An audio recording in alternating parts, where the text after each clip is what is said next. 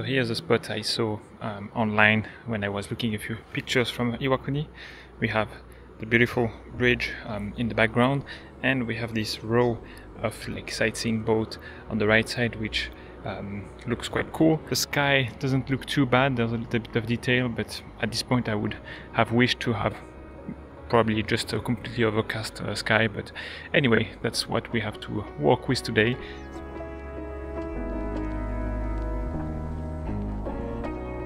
Working the scene a little bit more, and maybe I like this frame better. I came closer to the boat, and there's nice little foliage here on the side that kind of balance the whole composition like this. There's less negative space in the form of the water of the river. I find this composition a bit more balanced with the boats here on the right, little foliage, not too much river, and of course the nice bridge in the background.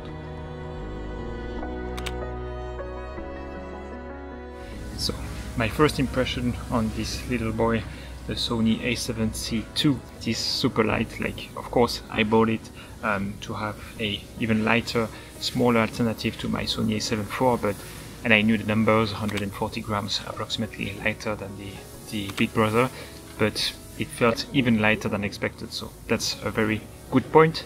Otherwise, like, it's pretty much what I expected. Everything is about the same menu and all that. There's really minor changes in terms of the settings and what you can do. I would say that we can feel that it is the smaller, cheaper version of the a7 IV because of some of the specs, but also holding the body in my hands, all the buttons and everything is not as refined as the a7 IV. The a7 IV itself is not really a refined camera, but it's not bad. There's less custom buttons, but still plenty enough, and Sony really lets you customize everything to your liking, so it was super easy for me to adapt. I can really make a setup where I can shoot one-handed, which is crucial for me because I like it. I like to have this flexibility, this speed and spontaneity in my shooting, so very happy and content so far. It makes me even more excited to shoot, of course, because it is a new piece of gear in my kit, but it is so freaking light that I want to bring it with me everywhere I go.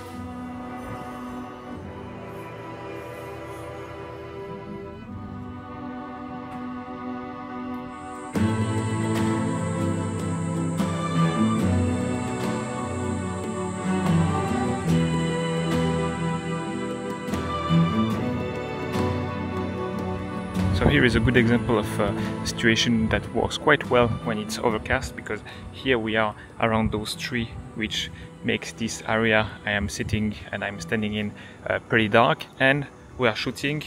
The subject is still the bridge, which is in a pretty bright area, so it creates nice contrast even though there's not a crazy amount of light. And just to fix our composition, you see the tree here is kind of mixing with the tip of the mountain, so I'll just squat down a little bit so those get separated, and we have a very nice frame playing with the weather and the light that we have today.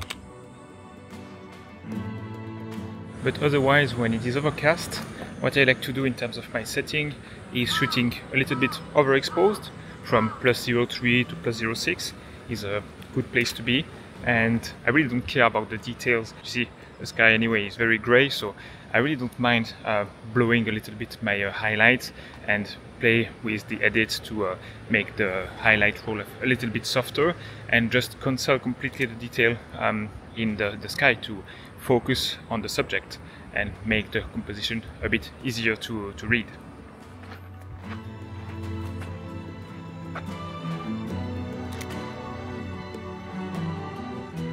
This tree here looks kind of crazy, going all direction with all the branches a bit intertwined. It looks pretty cool.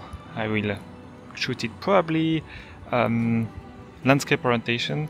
I like also these little lanterns going that way. Would be even perfect with someone, I don't know, looking at the river here or sitting on this bench. But yeah, I think it's not going to happen.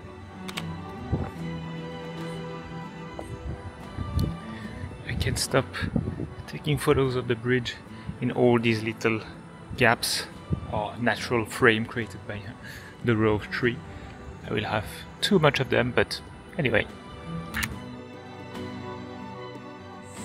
See, we have a little section of the bridge in this gap, between the foliage, and I'm waiting for someone, hopefully with an umbrella. I think that would look cool, so I will wait. I see someone coming soon.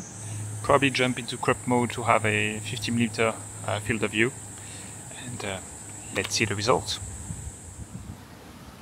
About a month ago I did this video talking about my experience shooting exclusively with a 50mm lens over a month, and I really enjoyed it, and I said that going forward it would be one of my first choice to go out and shoot some photos, and today I'm shooting with a 35, so you may be wondering why, and the simple answer is that Iwakuni, where I am now, is somewhere I've been once or twice, but a very long time ago, and not with a very photography oriented mindset. So when I'm in such unfamiliar place, I like to have the width of a 35mm.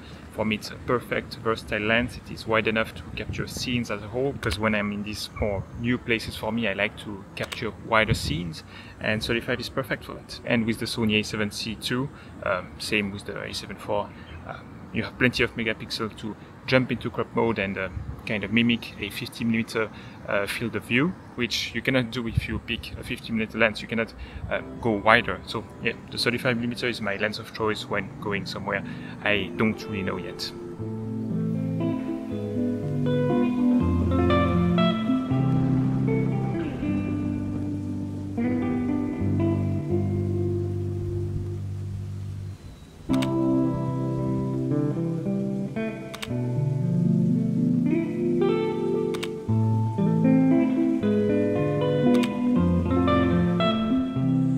Here a little bit of a story. I was here standing and I saw someone crossing the road. It was a woman dressed in a kimono. It looked perfect, and I really poorly missed focus. My fault. But then she went on the bridge, and I could take a picture of her, just like we'll see actually now. Like there's two women with the umbrella on top of that little bounce. She was all by herself, which makes a very clean shot. I'm pretty proud of this one. I hope it will come out great in the edit.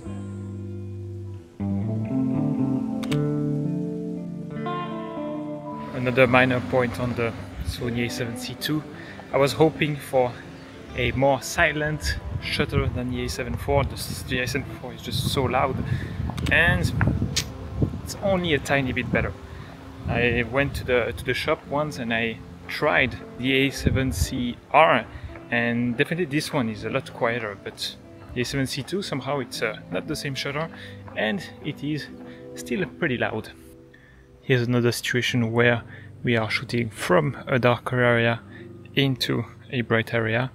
There's a little bit of sunlight at the moment, but still it's pretty overcast, and again, this kind of situation works with this weather.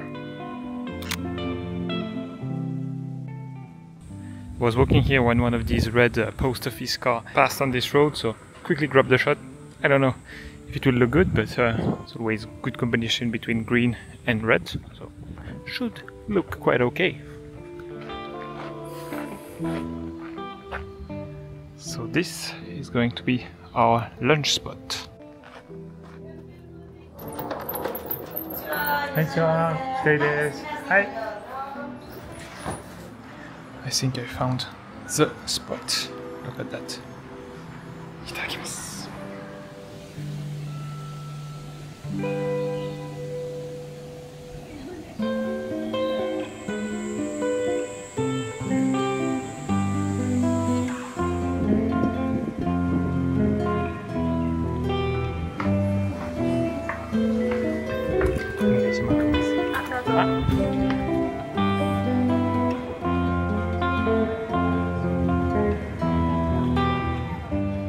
Pretty cool perspective on the famous bridge. I took the cable car to go up to the castle, but here we have a nice view, so I quickly grabbed one photograph.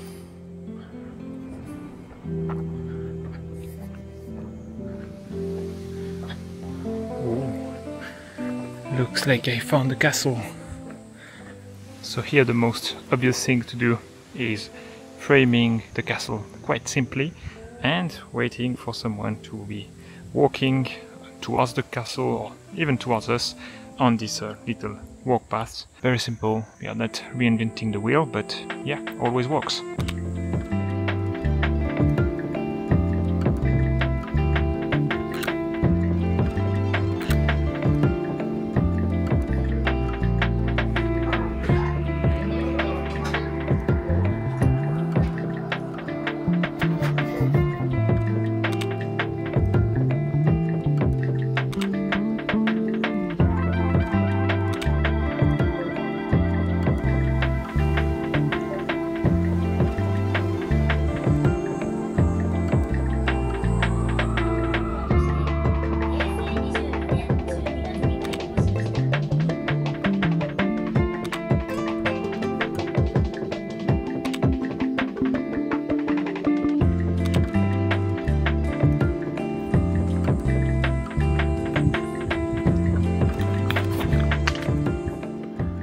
Very good in real life, but with a 35 here, I have no clue what I could come up with.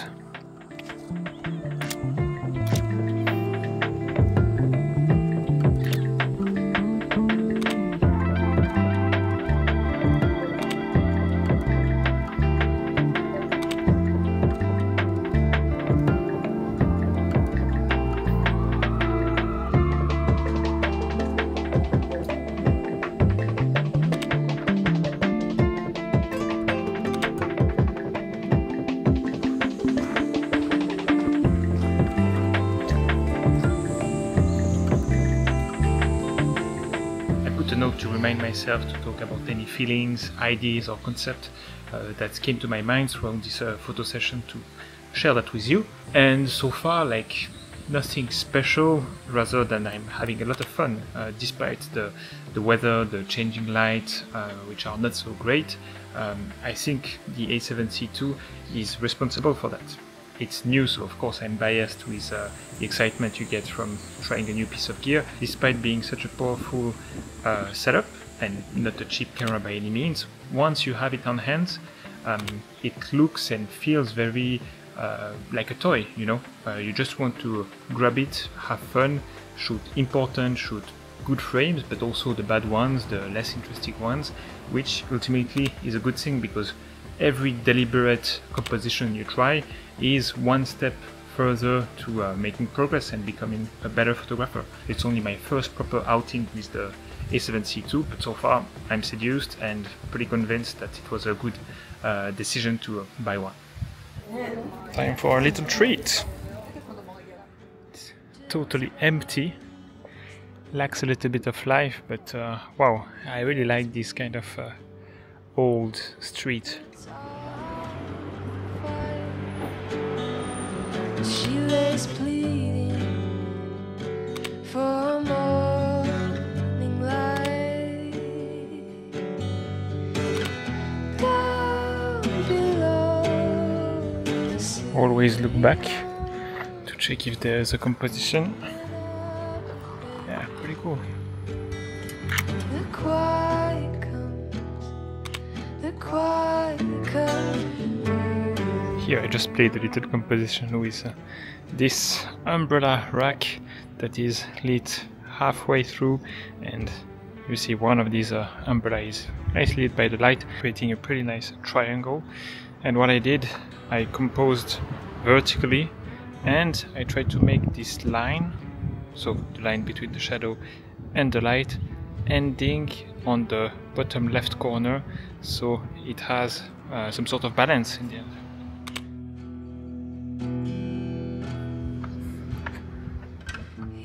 Nice and simple frame here, and this blue hand ramp, hand ride, I don't know how to call it, serve as a leading line, and it's like going a little bit left and right, so it breaks the pattern but still do and play the role of a leading line, and yeah, works well.